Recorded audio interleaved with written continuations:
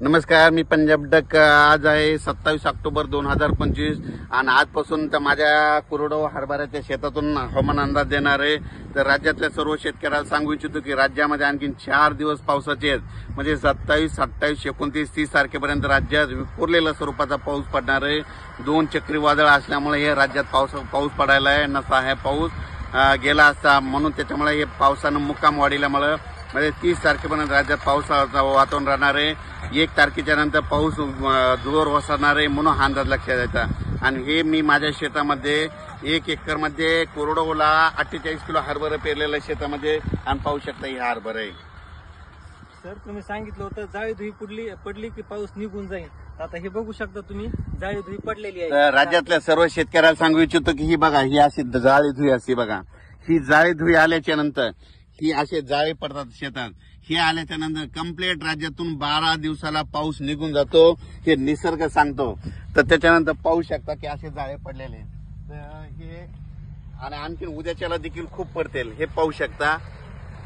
आणि राज्यातल्या सर्व शेतकऱ्याला सांगितलं जातं, राज्यात 4 दिवस राज्यात पावसाचे हे असे जाळे असतात. हे जाळे धुई पडल्याच्या नंतर सगळीकडे शेतामध्ये जाळे पडलेले आहेत. आणि हे जाळे पडल्याच्या नंतर राज्यातला पाऊस 12 दिवसाला निघून जातो. पण राज्यातल्या सर्व शेतकऱ्याला सांगितलं होतं की आणखीन राज्यामध्ये 4 दिवस पावसाचे आहेत. म्हणजे ते पाऊस कधी पडणार आहे, म्हणजे 27, 28, 29, 30 या 4 दिवस राज्यामध्ये पाऊस पडणार आहे, म्हणून हा अंदाज लक्षात घ्यायचा. राज्यातला पाऊस हा तुम्हाला सांगू इच्छितो की 27, 28, 29, 30 पूर्व विदर्भ, पश्चिम विदर्भ, दक्षिण महाराष्ट्र, उत्तर महाराष्ट्र, कोकणपट्टी, खानदेश, मराठवाडा, त्याच्यानंतर उत्तर महाराष्ट्राकडे देखील पडणार आहे. मुंबई, पुणे, नाशिककडे पडणार आहे, म्हणून हा अंदाज लक्ष द्यायचा.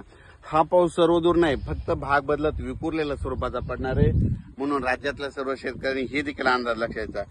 सांगायचं झालं तर 2 तारखेला राज्यामध्ये तुम्हाला सांगू इच्छितो की 2 तारखेला काय होणार आहे की उत्तर महाराष्ट्राकडे नाशिक, निपाडकडे, नंदुरबारकडे, जळगावकडे थंडीची थोडी 2 तारखेला चाहूल सुरू होणार आहे. त्याच्यानंतर ती थंडी काय होणार आहे, परत पुढे सरकणार आहे.